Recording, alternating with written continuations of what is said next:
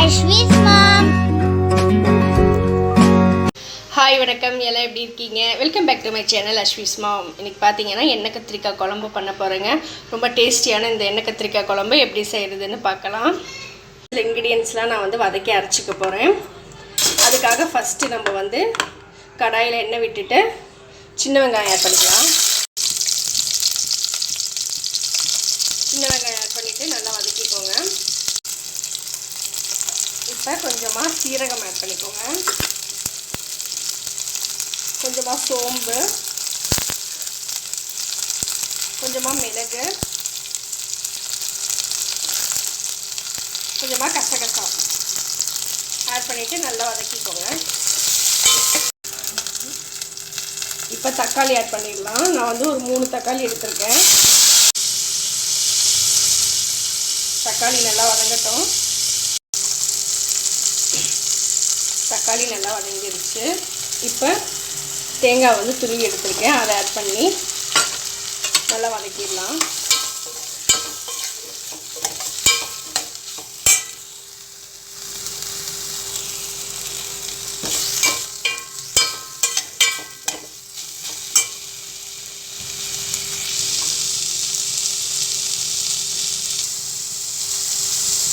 இப்போ இதை ஆறுனதும் நம்ம அரைச்சிட்டு வந்துடலாம்.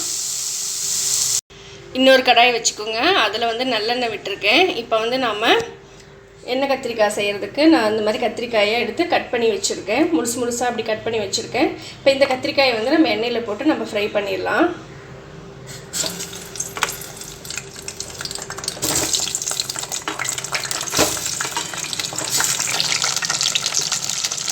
தண்ணி விட வேண்டாங்க, எண்ணெயிலே நல்லா ஃப்ரை ஆகட்டும்.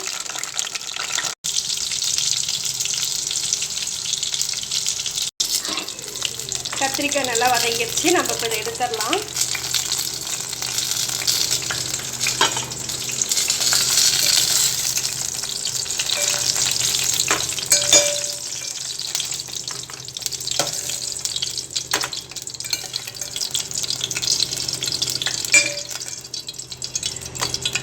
இப்போது இதே எண்ணெயிலேயே நம்ம இப்போ எண்ணெய் கத்திரிக்காய் குழம்பு பண்ண ஆரம்பிச்சிடலாம்.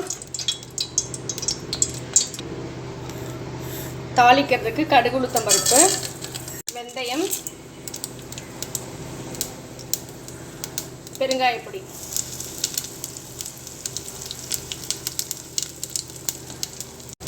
கடுகு பொரிஞ்சதும் புளியை கரைச்சி எடுத்துருக்கேன், அதை ஆட் பண்ணிடலாம்.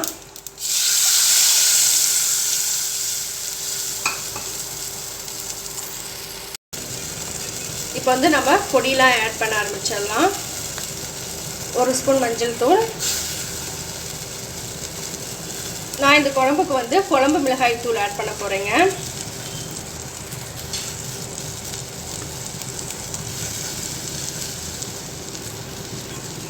ஒரு 4 ஸ்பூன் அளவுக்கு ஆட் பண்ணிக்கோங்க. நீங்கள் ஓனாக வீட்டில் அரைச்சிருந்தீங்கன்னா அந்த காரத்துக்கு தகுந்த மாதிரி அந்த பொடியை ஆட் பண்ணிக்கோங்க.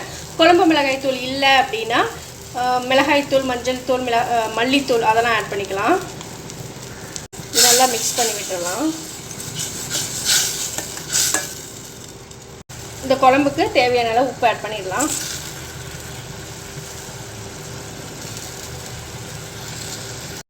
வெங்காயம், தக்காளி இதெல்லாம் வதக்கி அரைச்சி வச்சுக்கணும் இல்லையா? இப்போ இதை நம்ம ஆட் பண்ணிடலாம்.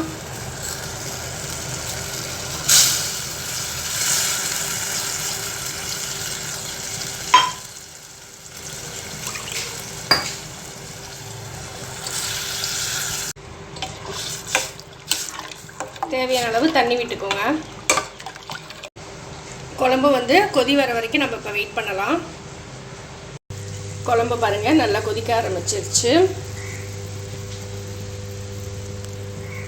இப்போ நம்ம எடுத்து வச்சிருக்கிற கத்திரிக்காய் ஆட் பண்ணிடலாம்.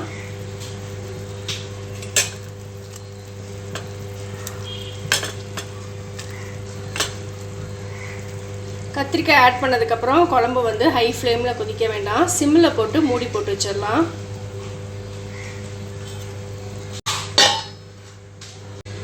ஒரு 5 மினிட்ஸ் இப்படியே இருக்கட்டுங்க. 5 மினிட்ஸ் கழிச்சு நம்ம பார்க்கலாம். இப்போ குழம்பு எப்படி இருக்குன்னு ஓப்பன் பண்ணி பார்த்துடலாம்.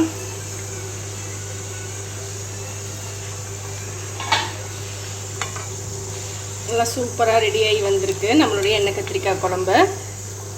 இப்போ நம்ம அடுப்பை ஆஃப் பண்ணிடலாம். எண்ணெய் கத்திரிக்காய் குழம்பு ரெடி ஆகிடுச்சிங்க. கண்டிப்பாக எல்லாருமே இதை ட்ரை பண்ணி பாருங்கள். Thank you friends. தேங்க்ஸ் ஃபார் வாட்சிங் மை வீடியோ. Bye bye.